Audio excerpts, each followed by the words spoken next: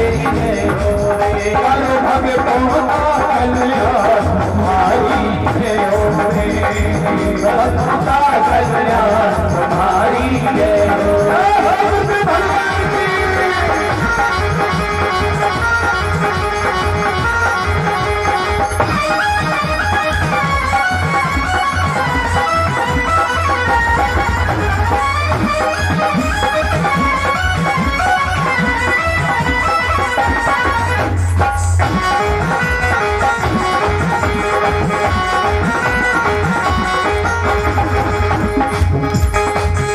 एक बार फिर से तालीम से बदलते हैं।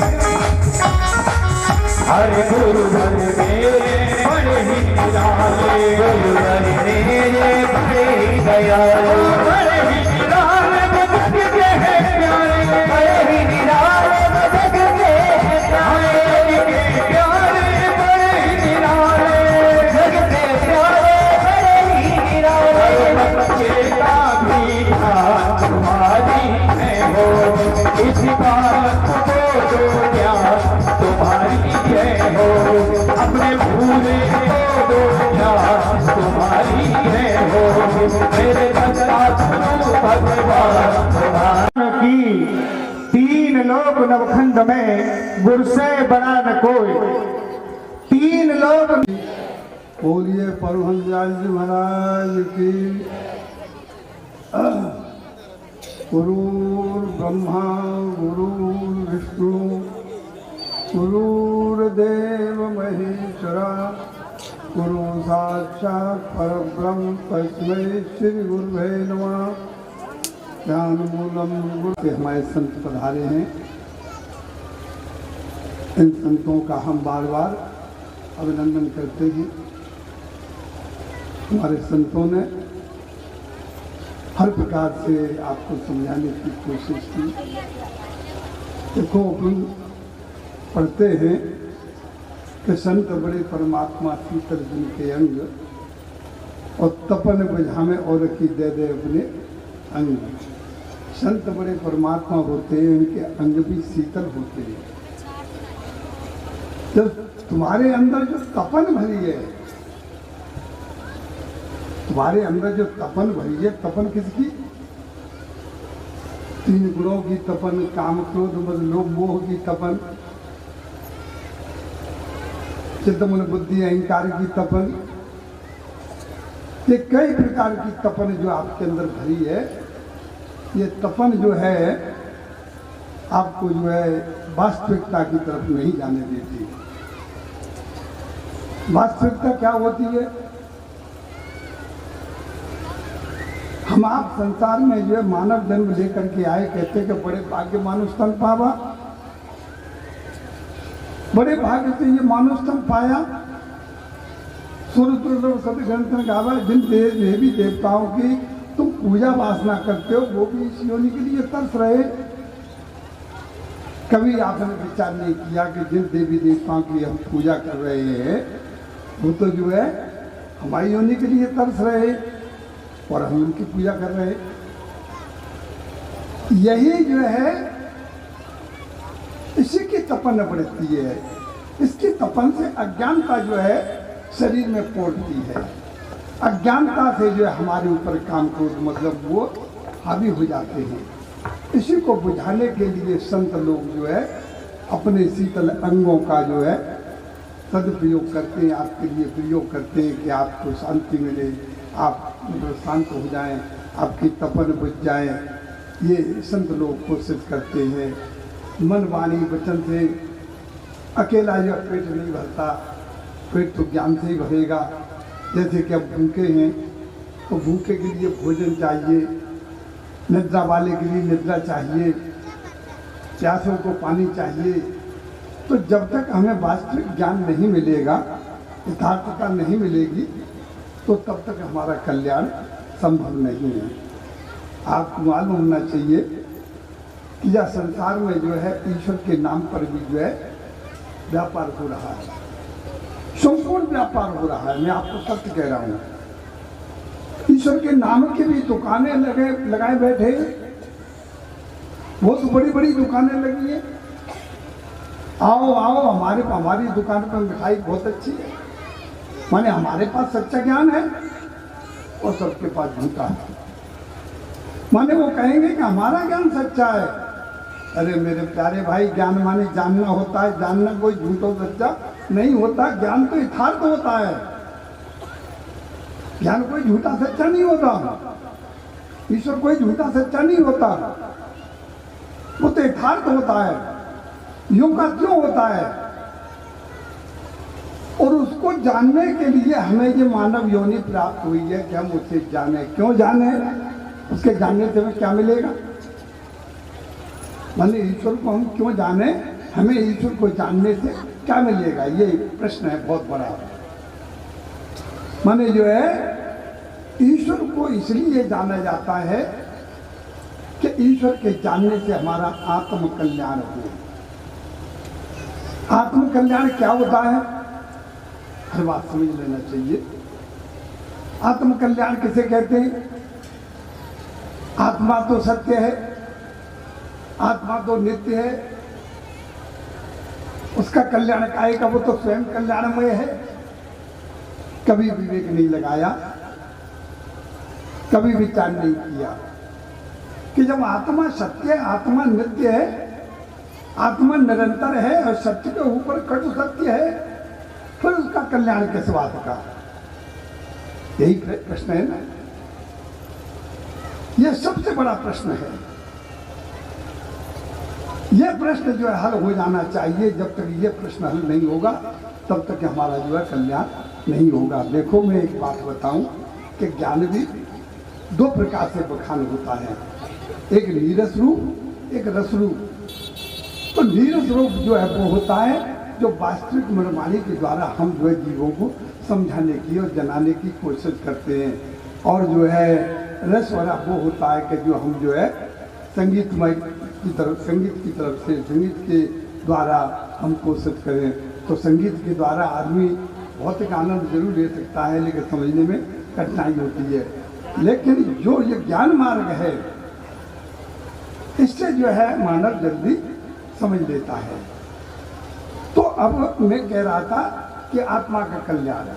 भाई आत्मा तो स्वयं कल्याणमय है, आत्मा स्वयं सत्य है, आत्मा नित्य है, फिर उसे किसकी जरूरत है? काय का कल्याण हो, मतलब कैसा कल्याण हो?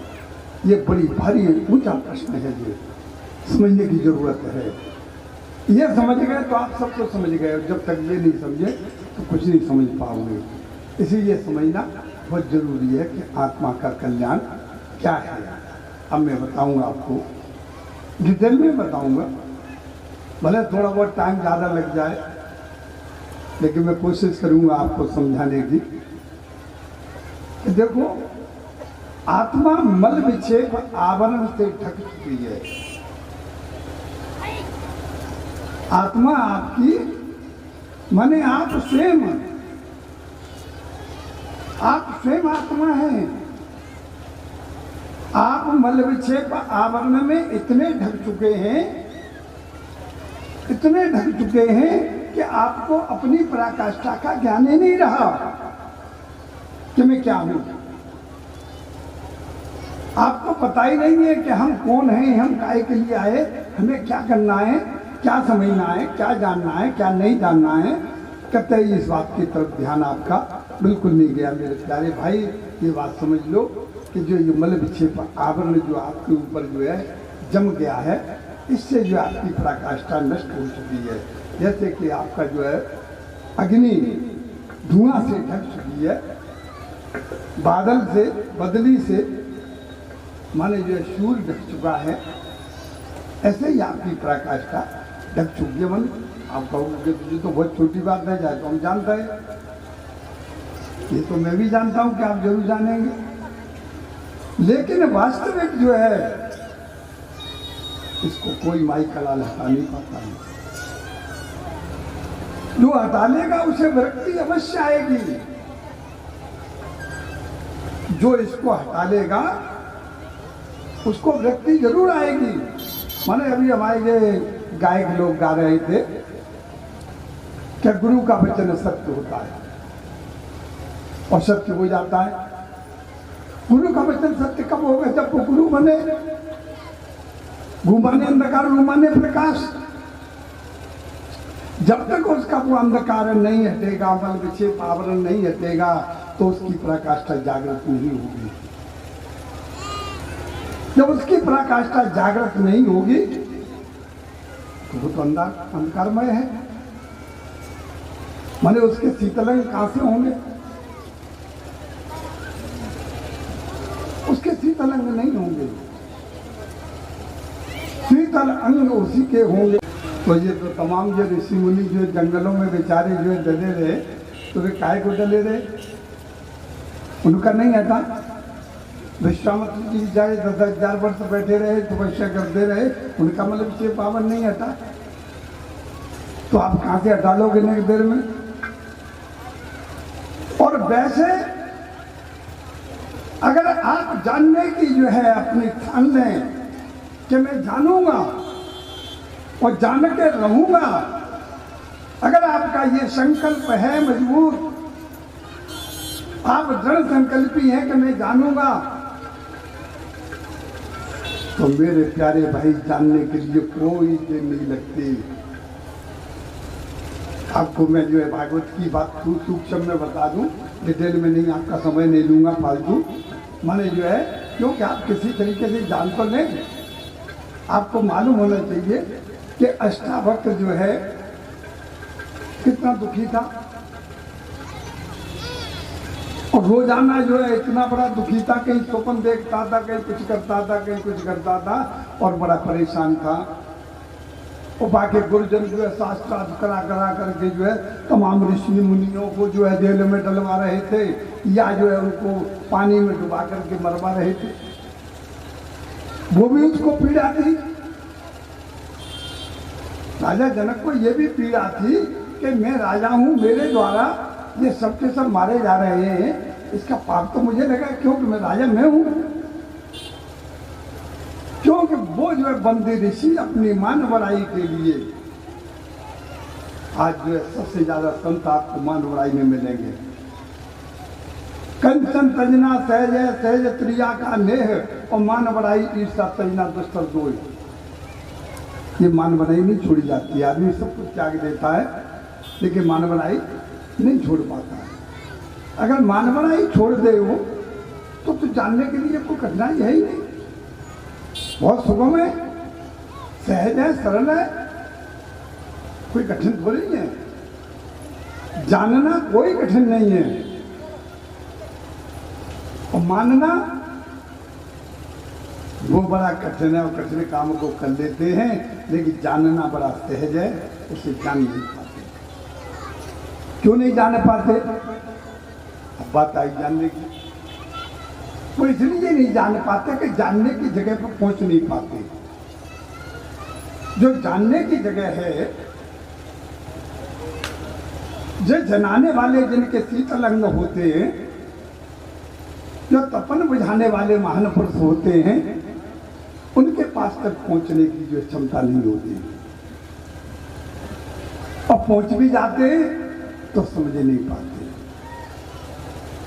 क्यों? कि वो मानवड़ाई की गठरिया पहले मुड़े पर रखे, सम्मान की गठरिया पहले रखे बैठे। आज के जमाने में शिष्य भी गुरु से सम्मान चाहता है,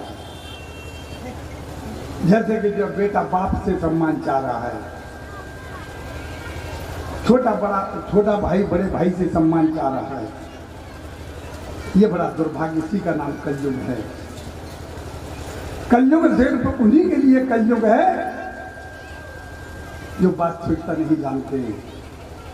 मेरे लिए कलयुग और सतयुग द्वापर त्रेता कुछ भी नहीं है, मेरे लिए हर युग बराबर है। जानने वाले के लिए हर युग बराबर होता है,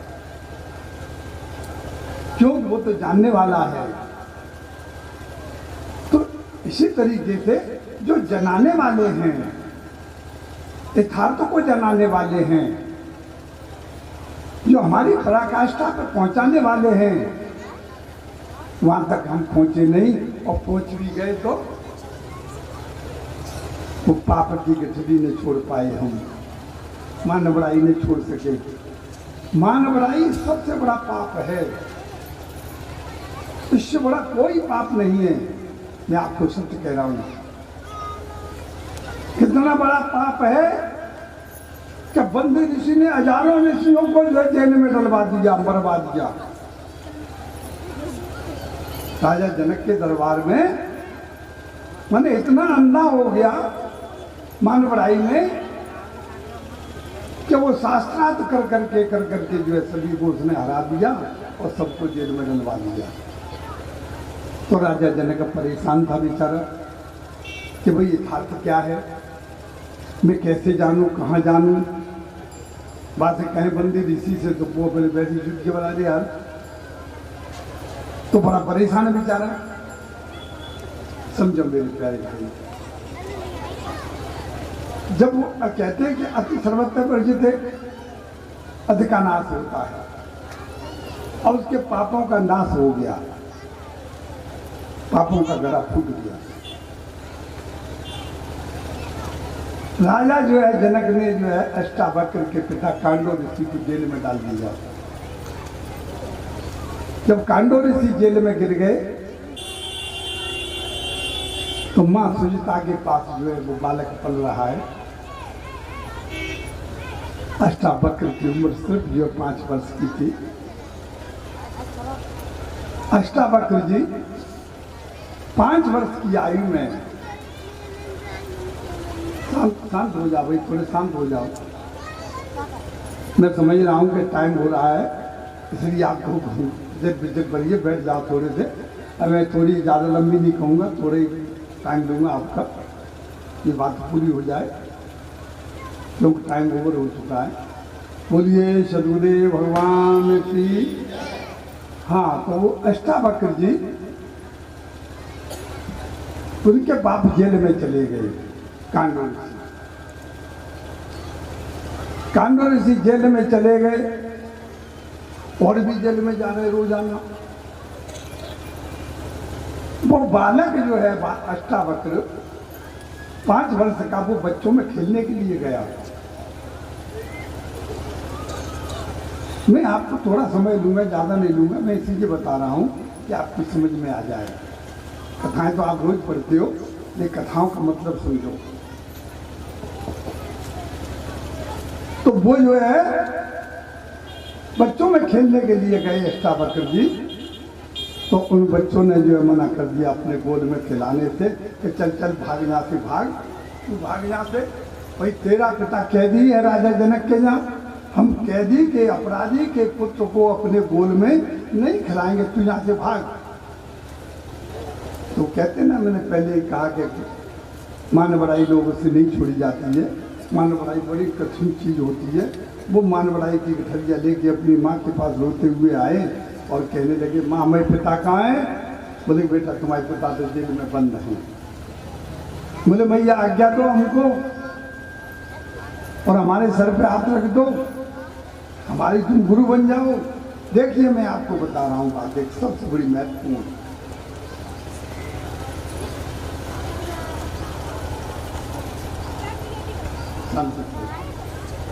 बड़ी महत्वपूर्ण बात बता रहा हूँ आपको। ये माने अष्टावक्र जो है कहते हैं कि गुरु कैसा होना चाहिए? गुरु जानने वाला होना चाहिए। गुरु जानने वाला होना चाहिए ना, उसका तो कोई गुरु था ही नहीं। अष्टावक्र का कोई गुरु नहीं था उस दिन तक। वो अपनी माँ से कह रहा है कि मैया तू मुझे ज्ञान दे दे, मुझे दीक्षा दे दे,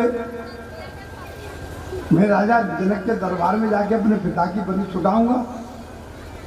तुमने कहा बेटा मैं कहाँ जानती हूँ ज्ञान क्या होता है, मैं नहीं जानती सत्य क्या होता है। तुमने कहा मैं ये जानता तो मैं हूँ, तू मेरी गुरु बन जा, मैं जानता हूँ। तो तू कैसे जानती, जब तक कोई गुरु ना आता तू कैसे जानती कि मैया तू वो दिन भूल गई जब मैं तेरे गर्भ में था तो पिताजी वेद मंत्रों का गलत उच्चारण कर रहे थे तो मैंने आकाशवाणी गर्भ से दी थी। मैंने कहा था कि हे भैया, हे पिताजी, आप वेद मंत्रों का गलत उच्चारण कर रहे हैं, इसलिए पहले किसी गुरु को करिए, इन वेद मंत्रों का मतलब समझिए। तो पिताजी ने मुझे श्राप दे दिया कि मैं आठंग से टेढ़ा हो जाऊं। तो मैंने कहा था कि पिताजी मैं आत्मा हूं, मैं स्वयं आत्मा हूं, आत्मा को न कोई श्राप लगता है और ना ही प्रदान लगता है। आत्मा को न कोई टेढ़ा कर सकता है न सीधा कर सकता है। आत्मा तो स्वयं आत्मा सत्य है। अभी बैठो बैठो बैठो जाओ। आत्मा जो है सत्य है, नित्य है। मैंने कहा था आपसे,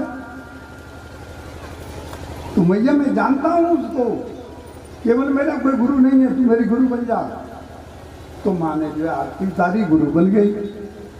वो बालक चला गया और जो स्वर्ण सिंहासन बना था उस सिंहासन पे जाकर के बगैर इजाजत के, बगैर अनुमति के जाके बैठ गया। जब बगैर अनुमति के मैं जाकर के सिंहासन पर बैठ गया तो वहां पे लोग बैठे हंसने लगे, राजा लोग हंसने लगे।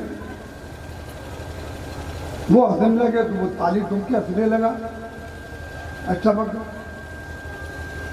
ताली ठोक के हंस के और नीचे उतर के चल भी दिए। राजा जनक खड़े हुए, उन्होंने कहा कि क्यों बालक इतनी लेटाई कि तुमने मेरे प्रश्न का उत्तर नहीं दिया, मेरे बगैर प्रश्न का उत्तर दिए आप यहाँ से निकल के चल दिए। आपने कानून का उल्लंघन किया है, राजा के कानून का उल्लंघन किया, इसलिए आप अपराधी हैं। उसने कहा कि अरे राजा, तेरे प्रश्न का उत्तर तो मैं अपनी मां को दे चुका था, मैं तेरा प्रश्न जानता हूं, इसलिए जन्मजात इसमें मुझे बैठने का अधिकार था। तो बोले आप चले क्यों दिए बगैर बताए? बोले चल तो मैं इसलिए दिया कि आपके यहाँ सब जो है वैसे भी लोग बैठे हैं जिन्हें आत्मज्ञान नहीं है, ये दूषित बुद्धि के हैं, ये अपवित्र हैं, ये शूद्र हैं, इसलिए मैं ये सभा में बैठना अच्छा नहीं समझता हूं। बोले कि नहीं नहीं, ये तो सब क्षत्रिय ब्राह्मण हैं। मैंने कहा क्षत्रिय ब्राह्मण कोई जन्म से नहीं होता, जन्म जाते सूत्रे संस्कारे से तुझे वेद पाठी पंडिता ब्रह्म जाने सो ब्राह्मण। जिस जाति में जो जन्म लेते सबके सब शूद्र होते हैं। वेद पाठी पंडिता, जब वेदों का ज्ञान होता है तो पंडित की उपाधि प्राप्त होती है, जब ब्रह्म का ज्ञान होता है तब ब्राह्मण की उपाधि होती है। मेरे प्यारे भाई, ये ब्राह्मण क्षत्रिय कोई जाति नहीं होती, ये पदवियां होती हैं। जो ब्रह्म को जानने वाला वो ब्राह्मण है और क्षत्रिय के कर्म करने वाला 7 कर्मों को करता है वो जो है क्षत्रिय है। और जो है माने खाद्यान्न आपूर्ति वगैरह समाज के लिए जो पूर्ति करते हैं वो जो वैश्य होते हैं, ये कोई जातियां नहीं होती। तो बोले कि मैं जो है जानने वाला हूं। तो बोलने के भाई हमें जनाब हमारे प्रश्न का उत्तर दो। क्या है तेरा प्रश्न? मैंने कहा यह सत्य का हुआ सत्य। मैंने कहा हे राजा जनक, न यह सत्य न हुआ सत्य न तू सत्य। सत्य तो नित्य है, सत्य नित्य है, माने तुम सत्य हो, आत्मा हो, लेकिन आत्मा के ऊपर मल विक्षेप आवरण होने के बाद तुम असत्य हो गए, तुम सत्य नहीं रहे। अब वो सत्य को जानोगे कैसे? तो वो जो कहते हैं कि भाई मुझे सत्य जनाओ, राजा जनक कहता मुझे सत्य जनाओ। क्या जना सकते हो? मैंने कहा एक पल में। अरे एक पल भी नहीं, तू घोड़े की एक पाल से दूसरी पाल में पैर नहीं रख सकेगा तब तक मैं सत्य का बोध करा दूंगा। बोले इतनी सस्ती है जानने के लिए वो इतनी सस्ती है कि घोड़े की एक पायल से दूसरी पायल में पैर नहीं रख सकोगे तब तक जो है वो सत्य का बोध करा देगा। कबीर साहब ने तो जहाँ तक कह दिया कि दोनों कोंदा कोंदे भाई दोनों हंसा लो के जाई अपने लोक में पहुंच जाए। कितनी देर में? जितनी देर में कोंदा कोंदता है उतनी देर में। तो जानना कठिन नहीं है, जानना चाहो तो। लेकिन ये तुम खटकर्मों से जानना चाहो तो नहीं जान सकते हो। ये नेम धर्म आचार वृद्धि योगी यज्ञ जब दान भेद जीवन को दंड रहो रोग ज्ञान इनसे नहीं जान सकते आप। ऐसे गीता अध्याय 11 श्लोक 53 भगवान कृष्ण कहते हैं हे अर्जुन सत्य को जानने के लिए न योग न यज्ञ न जप न दान न व्रत न तीर्थ इनकी किसी की जरूरत नहीं। सिर्फ जानने से वो चीज जानने से प्राप्त होगी। तो जानना कोई कठिन नहीं है, लेकिन जानने वाले के पास जाओ। आप जानने वाले के पास नहीं पहुंचते, आप तो जो उन व्यापारियों के पास पहुंच जाते हो जो मतलब जो है तुम्हें गुमराह कर रहे, अपना धंधा कर रहे। तो मूर्खों की कमाई और चतुरों ने पेल पे लिखाई।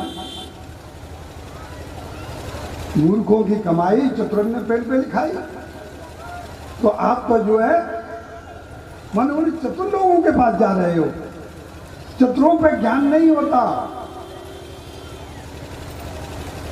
जानने की पराकाष्ठा नहीं होती। वो तो मानने वाले हैं और तुम्हें भी मनाने वाले। तुम भी मान जाओ भाई, बात को मान जाओ क्या ईश्वर जी है वो दैया।